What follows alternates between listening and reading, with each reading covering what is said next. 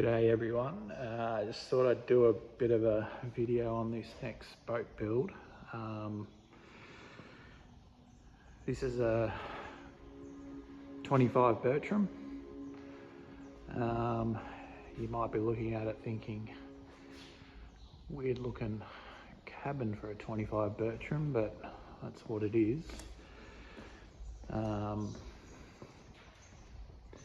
Not sure if this was an Aussie built one or an American built one, but the models are Bahia. So its cabin and top deck is different to the Aussie built runabout or flybridge versions. It's more of an express, what the Yanks would call an express. We'll jump inside and have a bit of a look what's going on. You're up in the front cabin, but it is a different layout. Still had the twin Mer Cruisers, the previous owner of this boat. Prior to me buying it, I believe it already did have a pod on it. It had been filled in. They've done a average job. But we'll have a look at that when I jump up in it. You can probably see all these little dots. That's actually from 3D scanning the hull for the naval architect to design and calculate the pod. I also 3D scanned the cabin, dash, foredeck area. That'll be for so it can design some new windscreen and hard top pipe work. We're going to keep it the express look. I'm not going to go with a fully enclosed hard top. But yeah, we'll jump up in and have a bit of a look.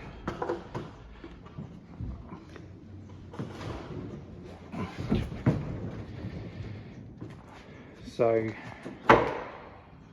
that's what the previous owner had sort of done back there. We're going to have to rip all that out and have a look in behind all that and see what work's going to be involved. But the engines were already removed, which didn't bother me because I didn't want them. I put them outboards. I've since lifted the soft patch here and taken the old fiberglass fuel tanks out. They'd already started delaminating and on the inside, so they were no good. But yeah, the floor's similar to a standard Bertram 25. I believe it's an older version with that mould stringer system for the fuel tanks and batteries and stuff. But the big difference with this one is the cabin.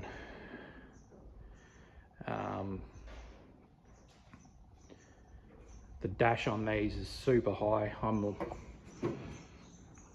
6'3" and I can't see the bow. They had a bit of a weird step up seat box. I've since pulled all them out. But what my plans are to do is actually raise the floor in that helm bridge area. Not sure what height yet, but it might be as much as 300 mil. We're going to step up there. Few reasons for it. One is to have a bit of separation from the cockpit area to the helm. Actually stops a lot of water flooding forward into the cabin. It'll increase the subfloor storage as well, so I can increase the fuel tank level there with a bit of creative work on the fuel tank. I'm just going to put a single fuel tank back in it. Haven't calculated what litrage yet, but I'm sort of hoping for 700 litres. I've started ripping out this dash bulkhead. It was all timber. That's actually the enclosed head that was in these boats. Obviously it had an electric flushing toilet in it, which sat down there. It's all moulded. It was pretty well done actually for when it was built. I'm assuming this is a 70s model. So we're going to keep the enclosed head. We're just going to redo all the bulkheads and all the walls out of thermo, get rid of all the timber, and yeah, sort of bring it into the 21st century. Be the same on this side as well. Walk down into the cabin. It's got a decent amount of room in here actually. You've got the same sort of V-berth as what the fly bridge and the runabout have. It does have a little bit of a different moulding here. I'd say at some stage this was a moulding for a table or berth infill. It's actually got this bracket that I'm assuming that the timber tabletop sat in there, that sort of located into that, and that was another leg that would have been used back here somewhere to support it. I haven't seen any photos or anything of how it was done, but yeah, that's just what I think it is. And there's actually a water tank in there as well. I've got no idea what that looks like inside. I'm guessing it's probably pretty average. I'd sort of had plans to put another water tank back in underneath the floor, but we'll have a look in there and see what it's like. It might be usable. Obviously the forward bulkhead's pretty much the same as the all the other ones. The hatch, it's the same hatch by the looks of it. We turn it around, you can see there's a cabinet there to the side. I'm redoing all that. Going to pull all the timber out and do it in a composite material, and the galley on the port side. Yeah, bench top sink. I'm assuming there was a metho stove or something in there at some stage. The old fridge, she's knackered, that'll come out. And yeah, we're going to sort of design all that as well, put another fridge back in there. But like I said, I'm 6'3", and I can actually stand up in here. My head does just touch those ceiling bearers. I'm contemplating doing something different there as well. It was all covered in this carpet type material.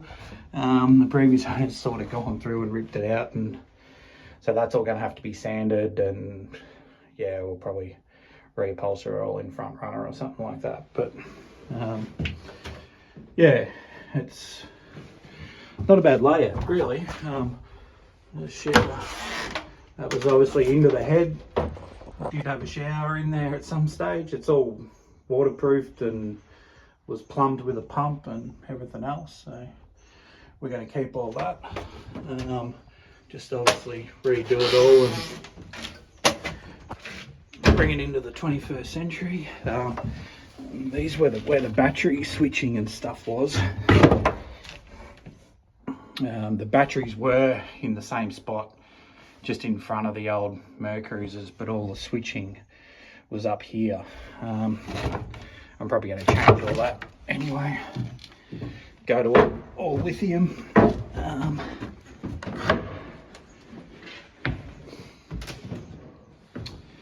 But yeah, back in the cockpit, because I'm raising this floor section at the helm, and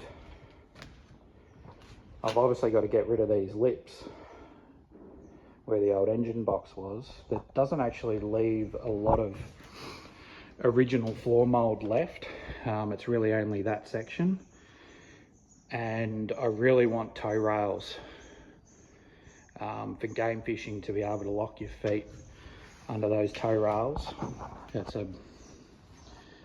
a big thing. So I think I'm actually going to rip all the floor up, even though there's nothing wrong with it. It's literally only this little section here that we're going to have either side. But yeah, I think for what I want to do, the floor is coming up, and I'll build a new subfloor system out of thermo and put a new thermo floor in it.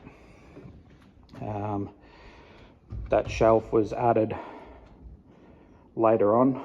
I don't think that was original, but I'm going to put something back in there so we can have shelf storage there. But I really want to get rid of these so I can have the shelf above it, so you can get your feet in and lock them in. So there's a bit of work involved in that, but I think because I'm doing that, why half-ass it and not do this bit as well. The transom. So plans are, obviously that thing is going. That would have been added at a later date, I would have thought. And we're going to put a moulded fuel tank, not fuel tank, live bait tank in the middle. Moulded corners, so it's an oval shaped tank. I've got a bloke up on the Gold Coast building that for me in Salt Marine, and we're also going to put in a couple of his tuna tubes moulded into the gunnel there. So that'll be all, yeah, completely changed. The idea is to turn it into a pocket game boat. Yeah, we may have battery storage in that rear section. I'm not sure yet. Batteries may be located under floor as well, where the old ones were for the cranking batteries, and then house batteries in lithium, maybe up in the forward floor section. Obviously got to build a new dash pod, because these ones, I believe they did have a bit of a pod here for your dash, but this one, it had already been removed before I brought it. So I'll build a new dash helm section for that. I'm going to fit twin TZT 16XLs in there from Furuno. I've had Furuno in all my other boats, and I honestly wouldn't buy anything else. Engines, I'm contemplating twin V8 Mercs 250s. Not sure whether to go Verados or just the standards. We'll see where the budget goes. I'd love joystick steering and everything else, but it's not a be all end all. I don't need the joystick for operating the boat. Comes in handy sometimes. It's probably more the spot lock offshore is what I want the joystick for. Broad bill fishing, all that sort of stuff off Lakes Entrance. It would come in handy for that. I will be doing a pod. I won't be doing a hull extension or anything like that. I'm going to do similar to an Armstrong bracket out of America. They're proven. I've got an able architect that will do the weight and volume calculations so we don't affect the way the boat rides. I've got the option to put a gyro in it. I'm not 100% sure whether I'm going to do it or not, but it is leaning towards putting a gyro in there. Another thing I want to do is fish boxes under the floor. Probably put one, I think where the old engine bearers were. I think I'll convert that sort of size into a refrigerated fish box with macerator pump to empty it, and then I'm toying up whether to put like insulated storage in the port and starboard sides of the floor. I will be foam filling this floor too. I don't know whether these had it or not. I haven't ripped up the floor. I don't believe any of the Caribbeans or Bertrams had foam filling.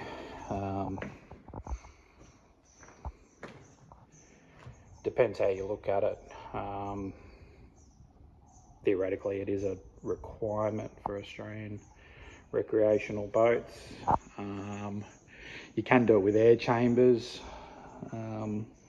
Foam's quick and easy, and it does work as a bit of insulation and noise deadening as well. I have weighed the boat. As it sits right now, prior to me cutting all that dash and bulkhead stuff out, it was 1,440 kilos. I like to keep tabs on the weight that I'm taking out and putting back in. It's pretty crucial because we're potting it and putting outboards on it. It's actually really important to keep tabs on how much weight you're pulling out and what you're putting back in and where you're putting it, because it does affect that pod volume calculation more than what most people think. And just the other thing is adding a gyro there, about 130 kilos. That makes a big difference to how much buoyancy I need in the pod. But yeah, at this stage, that's about it. Hopefully over the next couple of weeks, I can get this thing gutted, start ordering some material. I'll do a bit of an update on the 3D CAD stuff that we do with the 3D scanning, and how we go about developing new windscreens, new hardtop. I'll pre-draw as much as the pipe work as possible. If you know what any of the Carolina Express boats look like, that's what we're trying to replicate. Just perfect for fishing and cruising and all that sort of thing. They're pretty simple designs, but they work. The old Bertram flybridge, in all honesty, it's probably one of the worst laid out boats I've ever been on, especially if you're tall. Yeah, can't stand up and drive, whether you're downstairs or upstairs on the flybridge. Yeah, they're just great, awesome boat, great riding boat. Heaps of beam, which I like, 3 metre beam. Great cockpit area now that the old Mercruisers are gone. But yeah, the old flybridge, Jesus Christ. One of the worst layout things I've ever been on. I know I'll get a bit of hate over that, but that's my opinion. They're just no good if you're over 5'8". So yeah, thanks for watching, and I'll gonna try and do a video sort of once a fortnight or whenever I sort of get a fair bit done and make a big progress step. Yeah, but I think first is getting it all gutted, get my cabinet maker to start doing those, working out his cabinets in there before we go putting the bulkheads back in it, so you can work all that out. Lots of sanding, lots of itching, and then yeah, get stuck into doing some thermo cutting, because I'm going to 3D scan all this. We can CNC cut the new floor system that I'm going to put in it, so we don't have to make templates or anything like that. We're just going to CNC cut the whole lot, have everything so it just drops in, then fiberglass in, and away you go. Cool, thanks for watching.